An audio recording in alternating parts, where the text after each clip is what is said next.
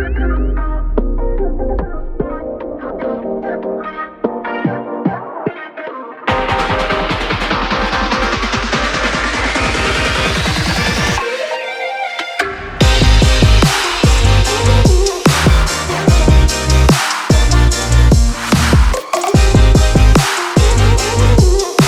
besties, welcome to another edition of our podcast, the Bestie Advice.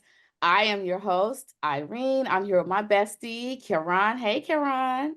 Hey, besties. Hey, Irene. I should have started off with, hey, Irene. Hey, besties. How y'all doing? We are so excited about not only this episode, but this entire season of the Bestie Advice. In this episode, we have a special guest. We have one of my dear friends, one of Kieran's dear friends. She's a clinical psychologist. She's a woman of God, Dr. Felicia Owens. Let me tell you a little bit about this boss, okay? We got a boss on here, you guys. She is not only an amazing wife, amazing mother to two beautiful girls, but she's an elder in the house of the Lord, okay? And she can preach.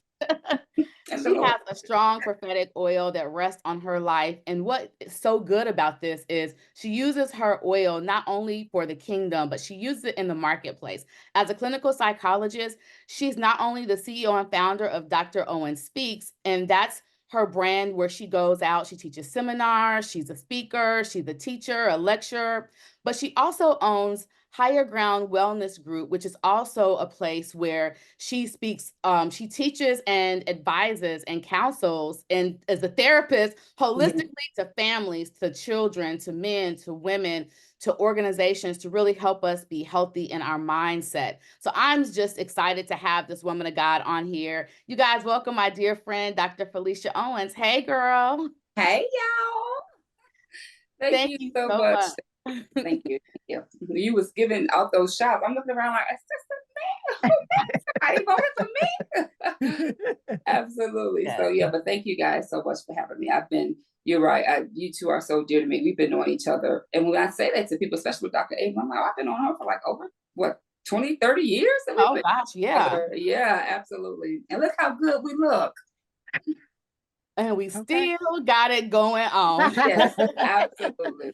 Yes. Absolutely. I love that. Thank you so much for being a guest. And, to our besties out there, Kirana, we really want you all to take notes on this podcast because we're really going to get into what does upgrading your mindset look like. Yes. And we've been trying to get Dr. Owens on our podcast for a while. And so the doctor is in the house. And so we're going to get right to it when it comes to how to upgrade our mindset.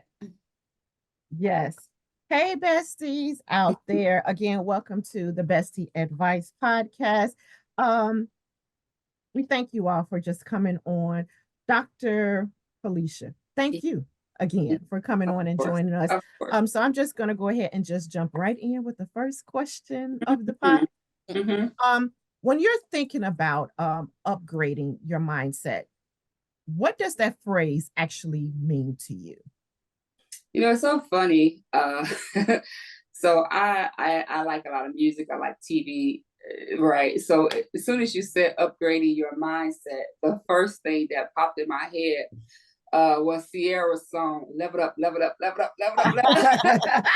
Yes. Right? That's the first thing that popped into my mind because in essence, that's really, really what it is when you think about upgrading. It is moving from whatever state you in to a greater state, right? And even if you feel like I'm in a good place in my mind, right? It's still room to move to a greater state. So when you're thinking about upgrading, it's leveling up, right? It's coming from where you are, being even better, right? Yeah. A lot of things where I tell, we at Higher Ground, we train clinicians, right? So I'm a big believer. I'm a teacher in the 5-0 ministry as well. So, we train clinicians. And one of the big things I always say, hey, whatever area that you're coming in, right? Whether you're coming in as a boss, you're going to be a bigger boss, right? Whether you're whatever state that you are in, when I think about upgrading, it is leveling up that state to be even greater. That's good. Wow. Yeah. So what do you tell people that are kind of stuck? Like, how can they level up from A to B because they're stuck? They're stuck to even move from A to B. When you think about because all of it comes, bring it back to the mindset, right? Yeah. You think about stuck in our mindset. I think a lot of people don't really realize what a positive or negative mindset is, right? Or when you say mindset, because we use this terminology a lot, right? We'll say, oh, you have to elevate your mind. I have the mind of Christ. But I think before you get into how to figure out how to upgrade, you got to first figure out what is a mindset, right? What is a mindset? So a lot of times I'm always educating people on what is a mindset, right? And when I think about mindset, it's our, I always start off with it's our families, our friends, the way we were raised. That is our first educational institution. That is where we learn, right? Our community. So when you think about a mindset, it's a set of beliefs, right? We call them core beliefs in the psychology world, right? It's your core beliefs, the way you learn, the way you observe things, right? And these beliefs shape how you view the world. It's how you view the world. It shapes how you interact with your friends. It shapes how you attack challenges, or how you look at success, how you look at failures, how you look at money. Dr. Owens, Dr. Abel, we do that transformative thinking class, right? Where we talk about mindset and your money. So all of that comes from how you were shaped, right? How your mind was developed, right? And that part comes from how you were raised. It's in layman's terms, right? How you were raised, right? What did you learn about money? Somewhere, right? So when you ask your mom and them for McDonald's, if they said McDonald's money, do you got McDonald's money, right? Just things like that, right? How did you learn about these things? How did you learn about what marriage looks like, or what success looks like, or what too much or too little, or how to overcome challenges? What shaped your mind is how you were raised. So I think you have to start off by letting people understand what is the mindset, where does these things come from? Because if you don't know where it comes from, then how can you upgrade it? Right? Knowledge, right? A lot of it is understanding that critical thing. These core beliefs that I have, they are these behaviors that they are learned someplace. They come from someplace, and they determine how I show up in the world, how my mind shows up in the world. So wow, that is really good. And I've been fortunate enough to sit in some of your workshops. So but I was probably all of them, Dr. Abrams. I know, right? But I was thinking as you were talking, in the workshop, you talked about that trauma. So do you think some people's mindset are based off of like childhood trauma, like that? So that growth mindset and then fixed mindset. Absolutely. I was just wondering, can you talk a little bit about that? How people show up when they show up in their trauma? Oh, absolutely. So let me break down this growth and fixed mindset, right? So when I look at that, it's fixed and growth. I look at like abundance and scarcity, right? You got this fixed mindset, and the idea of that is, you hear people say, well, I am just the way that I am. I can't change. So people with a fixed mindset, they have this limiting belief that this mental barrier that makes them feel like the way that I am is just the way that it has to be. The way that my life is just the way that I have to be. There is no hope for me, right? This is just it.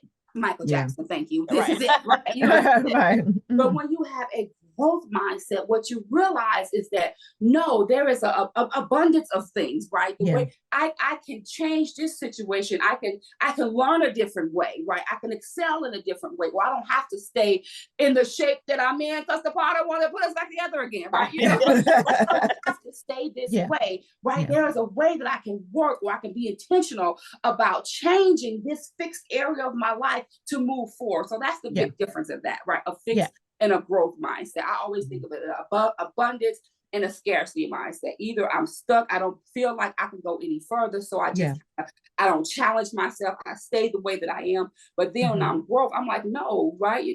I can change this. I have the power to do that, right? And this is where my spirituality comes in. This is where, the elder in the Lord's church shows up, because it helps you to kind of intertwine those things, that there is someone greater in me, that there's a power greater in me, that I don't have to stay that way.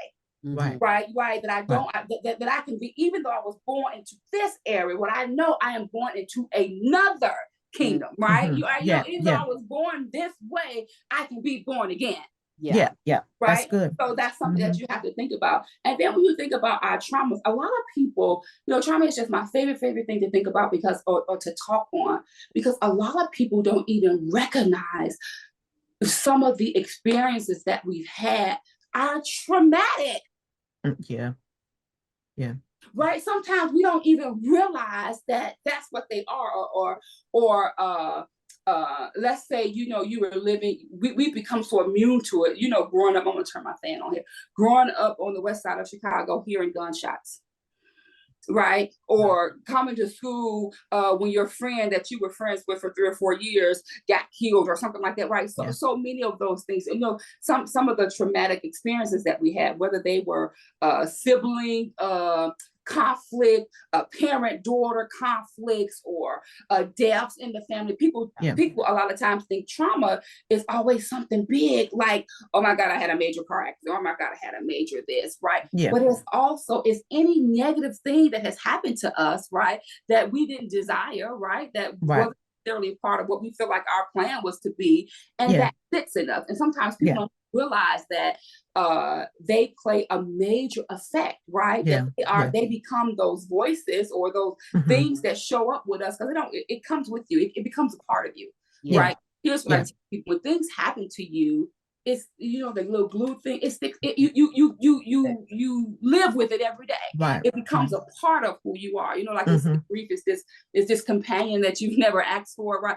It becomes a part of this person who you are, and people don't even know that it's almost like an attachment, like an arm or something like that. It becomes a part of you. And oftentimes people don't even realize that this is what's showing up. And oftentimes that trauma is showing up. It shows up in our behavior. It shows up in how we handle conflict. Right. It shows up in whether or not, this is the Besties Advice. Y'all talk about friendships. Trauma will show up in whether or not you can even maintain a positive friendship or not. Right. If you didn't have a positive relationship with your mother, or who's your first friend, right? If you didn't have a positive relationship with your sisters or your cousins who are first friends, right? Or if that was some type of traumatic experience, or I love the movie Inside Out Part 1 and Part 2. So if you've never been taught of how to regulate these normal emotions of anger, I love how Part 2 brought in enviness, because that's normal too, right? So if you, right, when you were young and your friend had a better pair of shoes than you, and you didn't know how, nobody taught you how to normalize envy, right? That shows up with you real negative in the future, right? It shows up with you. I don't like this person because she got more than me, or this person thinks she better. How is this person thinks she better than what she is because she got on new shoes, or she's successful. So if you didn't know how to regulate that, if you weren't taught how to communicate effectively your needs, right? That's traumatic, and all of that stuff is going to show up in how you interact with the world, how you interact with people in the world, whether it's your friend, your husband, your children, your boss, right? That kind of shows up that way. Wow, that's good. Look, besties out there, Dr. Felicia, Dr. Owens, she's dropping the nuggets. She's dropping knowledge on us. And I just want to just go back to something that you said, talking about trauma, that even growing up, you don't even realize that some of the things that you go through, that really is trauma. Whereas it's like, oh yeah, that happened to me. Oh yeah, I experienced that. But how that actually affects you, and then it carries over into your adulthood. It may didn't manifest when you were a kid, but now you are a full woman or man, and you're trying to figure out, why do I lash out at people? Why do I become so fearful when I'm around a certain group of people? And it's all because of something that may have taken place when you were a child. So just thinking about people out there who have come to the realization, like, okay, something is not right. I don't like the way that I respond. I don't like the way that I'm feeling. I need to make some changes. And they decide that, okay, to come to grips with it. How or what are some of the steps they need to take to have a better way of thinking? If they want to change their mindset, they don't know how to do it. They don't want to feel this way, but they don't know how to make those steps. So what steps do they need to take to make that change? Well, I think, and I love how you kind of talk, just kind of referring to talking about this trauma, about how, because what we don't deal with it just hinders our ability to cope, right? Yeah. With whatever the deeply disturbing, which is the trauma, right? The deeply disturbing event that has happened, it inhibits our ability to cope. And I think when you say, when people feel like, okay, I don't want to be this way, I don't want to do this, I think the first thing is that recognition, right? What you're just saying, right? Really, really, what I have learned just kind of working with people, because I tell people, hey, listen, if I don't know nothing, I know people. I know how to work. I know the mind of people. I know how to work with people, right? I think the first thing is really, really identifying and being honest, reflective and honest with yourself that, hey, I don't like how I'm responding to things. So I'm not, this is not how I necessarily, or this is kind of, I mean, we may not be able to use a word like dysfunctional, right? But hey, here's the key that I tell, especially my clients. I was like, well, I mean, if you the problem in every scenario, and I mean that lovingly, right? If every time they are telling me something and it is, and I don't like this, and I went off on this, and somebody said this about me, it's like, okay, there needs to be a moment of reflection. Right. And I think that's what people are so afraid of. There needs to be a moment of assessment, right? A moment of how am I showing up in the world? Right. And a good way to do that, tying this into the besties advice that you give is, having a friend in your corner that's not afraid to tell you how you show up, right? You understand what I'm saying? So that's the first step when you do a reflection, right? Being able to go to somebody, because sometimes people, we'll get to how we can get to therapy, right? But sometimes people, therapy costs, you don't necessarily have there are some resources, but not a lot. So sometimes people may not necessarily have money to go to therapy, and we understand that, but sometimes it's getting you someone in your life that's going to be honest with you, right? That's going to be honest to say, well, you do show up a little like this, or you do show up a little like that, or you are this way, somebody kind of trust that's going to tell you the truth, right? That's going to be a safe space for you, right? Because you can't give everything to everybody to hold. Everybody can't hold what the burden that you carry. Everybody can't hold that, right? So you have to really, really be discerning to be able to know, who can I run to? Thank you, escape, right? Who can I run to be able to share some of what I'm sensing about myself, right? Without judgment, right? That part. Right, exactly, because a lot of times people, they don't feel judged, right? Or I'm going, right? I'm already, and then because sometimes when we come into the revelation of these things about ourselves, we feel some type of way, right? We may feel guilt, we may feel shame, we may feel all of those things. So the last thing I need is to be able to go to somebody and feel more judged, right? So that's how it go into that room of suppressed emotions, right? Because you gonna want to hear what somebody gonna want to say. You ain't gonna want to feel judged. So you're just gonna keep it in. So I think that's the first step is allow yourself to be put in a space where you can be reflective, right? You can be reflective with someone that can help you to see how you are showing up, right? How you are showing up and where this may be coming from. I think that's the big one. I mean, there's several steps. I think the first one is acknowledgement, is recognition. I always say what the Bible say, how people perish for the lack of knowledge. People used to say, what you don't know won't hurt you. That is the biggest lie ever told. I mean, they got a whole song out of it. What you don't know won't hurt you. I mean, that's probably when you cheating, and that's what that song is about, right? But no, what you don't know could absolutely kill you. Because the Bible said people perish because of a lack of knowledge. So if you are not willing to be knowledgeable about yourself, if you're not willing to acknowledge or to be reflective about how you're showing up in the world, or how you're showing up as a wife, how you're showing up as a friend, as a sister, as a daughter, as a husband, all of these roles that we play, right? If you're not willing to be have an assessment of how you're showing up and be knowledgeable of that, how would you ever know? What would you know to fix, right? If you're not willing to come to the knowledge and get answers for that. While you were talking, I was thinking about when you were talking about how people are showing up. I want you to kind of dip in the clinical side a bit, answer a few questions. Kirana, I was talking, can you help us define like mental health versus mental wellness? Sure. Different. Well, yeah, I mean, so when you think, so it's two different things, right? So many of these words I think are used interchangeably. You know, let me tell you Okay. one thing is a pet peeve about me from my husband. And y'all know my husband. We've been knowing each other for years.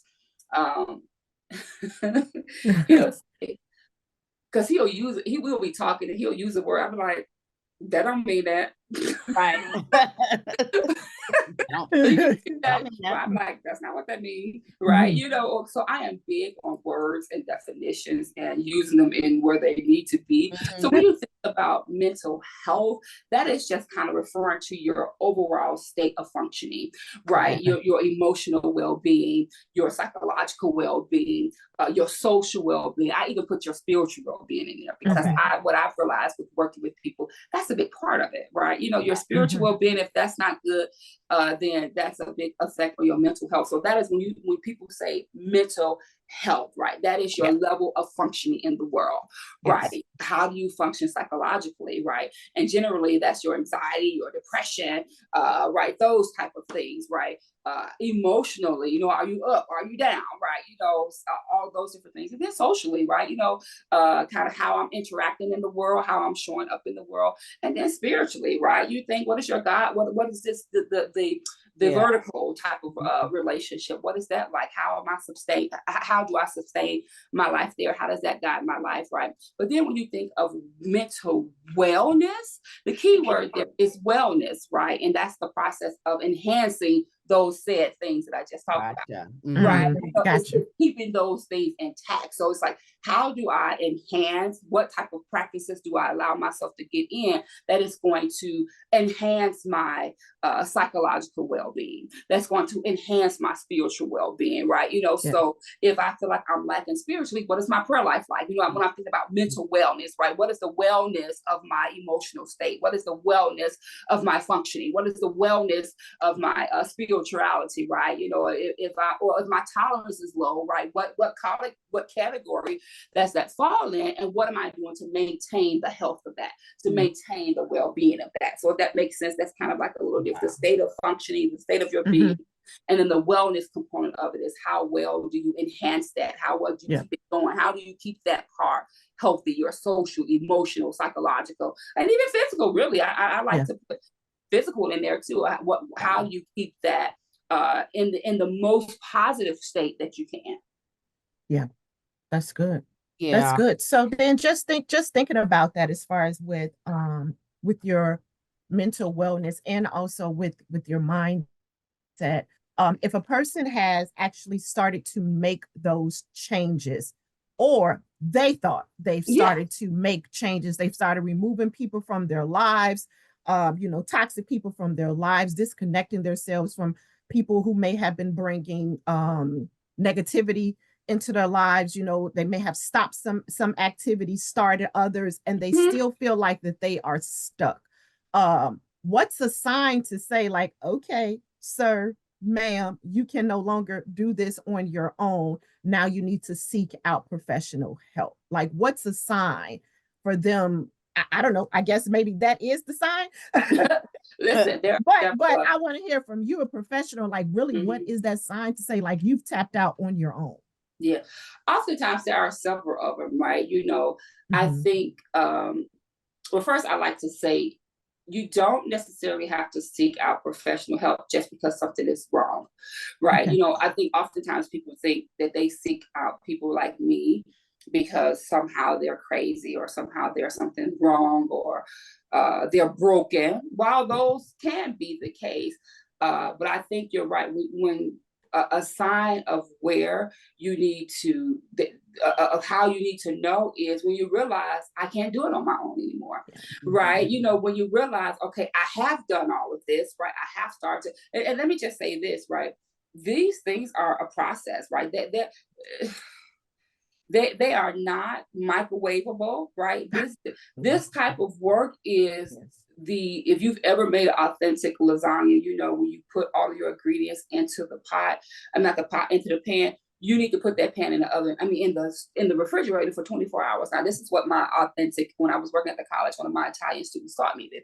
You need to put that in the oven for 24 hours, right? Just to let that settle, right? And then when you take it out, you have to preheat the oven, right? You know, so this is oven work. This is preparation work. This is not pop it out 3 minutes in the microwave and it's done. So I think that's a key thing to think about it, because sometimes people get discouraged when they don't see results, and when they don't see it happen. Oh, well, you know what? I release these toxic people out my life, the toxic people that you had for 15 years, but it's only been 2 days, baby. Right?